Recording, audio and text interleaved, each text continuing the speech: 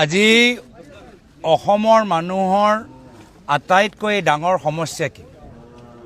সেই সমস্যা হ'ল যে তেওঁলোকৰ ভূমিপট্টা নাই, মাটিপট্টা নাই। আৰু আজিৰ তাৰিখত তেওঁলোকে চৰকাৰৰ পৰা কি বিচাৰে? কি নিজৰ ভূমি সুৰক্ষিত হৈ থাকক, তাৰ বাবে মাটিপট্টা দিয়ক। আৰু এইখন চৰকাৰে কি কৰিলে?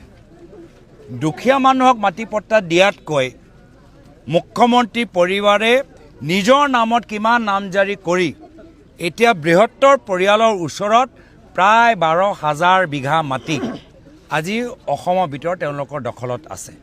প্ৰায় 12,000 বিঘা মাটি, যি সময়ত আমাৰ বাগানৰ শ্ৰমিকসকলৰ ওচৰত মাটিপট্টা নাই, যি সময়ত আমাৰ অসমৰ বঙালী মানুহৰ ওচৰত মাটিপট্টা নাই, যি সময়ত আমাৰ অসমৰ গোৰ্খাসকলৰ ওচৰত মাটিপট্টা নাই, যিসকল আমাৰ অসমৰ আহোম, চুতীয়া, আমাৰ কোচ ৰাজবংশীৰ ওচৰত মাটিপট্টা নাই, সেই সময়ত দুখীয়া মাটিপট্টা প্ৰদান কৰাতকৈ মুখ্যমন্ত্ৰী হিমন্ত বিশ্ব শৰ্মা ডাঙৰীয়া নিজৰ পৰিবাৰ, নিজৰ পুত্ৰ, নিজৰ বৃহত্তৰ পৰিয়ালৰ সদস্যৰ নামত প্ৰায় 12,000 বিঘা মাটি নিজৰ পৰিয়ালৰ বিভিন্ন সদস্যৰ নামত আনিবলৈ সক্ষম হৈছে।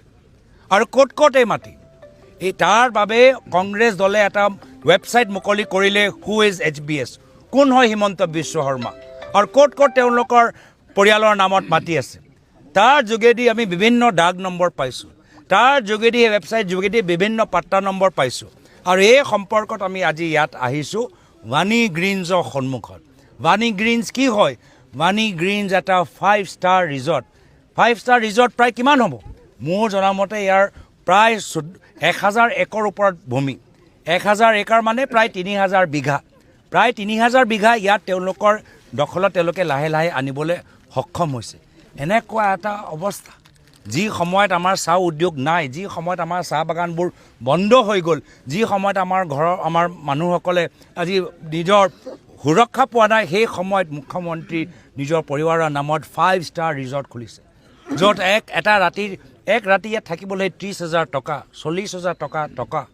তো সেইকাৰণে আজি এয়া হ'ল বাস্তৱ মুখ্যমন্ত্ৰী হিমন্ত বিশ্ব শৰ্মা। তেখেতৰ বাস্তৱ চৰিত্ৰ, তেখেতৰ মাটিৰ প্ৰতি লোভ, তেওঁলোকৰ ধনৰ প্ৰতি লোভ, সেই লোভ যে কেতিয়াও সম্পূৰ্ণ হ'ব নোৱাৰে, সেইখিনি কথা আমি ৰাইজৰ মাজত আমি দেখাই দিছোঁ। আৰু সেইকাৰণে আমি কৈছোঁ যে এই পৰিয়ালৰ ওচৰত প্ৰায় অসমৰ 12,000 বিঘা মাটি আছে। 40,000 বিঘা মাটিটো আদানী আম্বানীক, তেওঁলোকে জনজাতিসকলৰ মাটিটো আদানী আম্বানীক প্ৰায় 40,000 মাটি ইতিমধ্যে সমঝাই দিছে। তো যদি নিজৰ মাটি বচাব লাগে, তেতিয়া আমি হিমন্ত বিশ্ব শৰ্মা চৰকাৰক অসমৰ পৰা খেদিব লাগিব, আৰু যাৰ ফলত আজি ইয়াৰ অঞ্চলৰ ৰাইজবোৰো একত্ৰিত হৈছে। আৰু সেইকাৰণে আমি আগবাঢ়ি গৈছোঁ, য'ত য'ত অসমৰ ৰাইজে আমাক দেখাই দিয়ে কি ক'ত ক'ত তেওঁ হিমন্ত বিশ্ব শৰ্মা ডাঙৰীয়া পৰিয়ালৰ মাটি আছে, তাত কংগ্ৰেছৰ দলবোৰ যাবগৈ। গোটেই আমি মানুহৰ লগত, তেওঁ স্থানীয় মানুহৰ লগত যি অন্যায় অত্যাচাৰ হৈছে, আমি থাকিম। আজি এই চাওক, আজি ইহঁতৰ ডাঙৰ 5 ষ্টাৰ হোটেল, কিমান যে ৰিজৰ্ট, কিমান ভিতৰত কি কৰিছে আমি গম পোৱা নাই, কাৰ্বি পাহাৰত কি কৰিছে আমি গম পোৱা নাই। এনেকুৱা মুখ্যমন্ত্ৰীয়ে এনেকুৱা অসমৰ ইতিহাসত দেখা পাইছেনে? এনেকুৱা এজন মুখ্যমন্ত্ৰী পৰিবাৰৰ ইতিহাস বা উদাহৰণ আগতে দেখা পাইছেনে? মোৰ মাৰ এগৰাকী মুখ্যমন্ত্ৰী পৰিবাৰ আছিলে, 15 বছৰ দুবাৰকৈ কেন্দ্ৰীয় চৰকাৰৰ মন্ত্ৰীৰ তেখেতৰ পৰিবাৰ আছিল। কিন্তু কেতিয়াও আমাৰ ঘৰত এনেধৰণৰ চৰ্চা হোৱা নাছিল যে ক'ত আমি 100 বিঘা ল'ব পাৰোঁ, ক'ত আমি 600 বিঘা ল'ব পাৰোঁ, ক'ত আমি 1,000 বিঘা ল'ব পাৰোঁ, ক'ত আমি 5 ষ্টাৰ স্কুল খুলিব পাৰোঁ, ক'ত আমি সত্ৰ ভূমি আমি দখল কৰিব পাৰোঁ, ক'ত আমি 5 ষ্টাৰ ৰিজৰ্ট খুলিব পাৰোঁ, ক'ত চেনেল খুলিব পাৰোঁ। এনেকুৱা এটা পৰিস্থিতি আমাৰ পৰিয়ালৰ মাজত নাছিল, বা এইটো কংগ্ৰেছৰ আদৰ্শ নহয়। সেইকাৰণে ৰাইজে গম পাই গৈছে যে মুখ্যমন্ত্ৰী মাত্ৰ নিজৰ স্বাৰ্থৰ বাবে আজি ক্ষমতা বিচাৰি আছে নিজকে আৰু ধনী কৰিবলৈ, আৰু সেইকাৰণে ৰাইজে তেওঁ মুখ্যমন্ত্ৰী গাদীৰ পৰা আঁতৰাবলৈ বিচাৰে।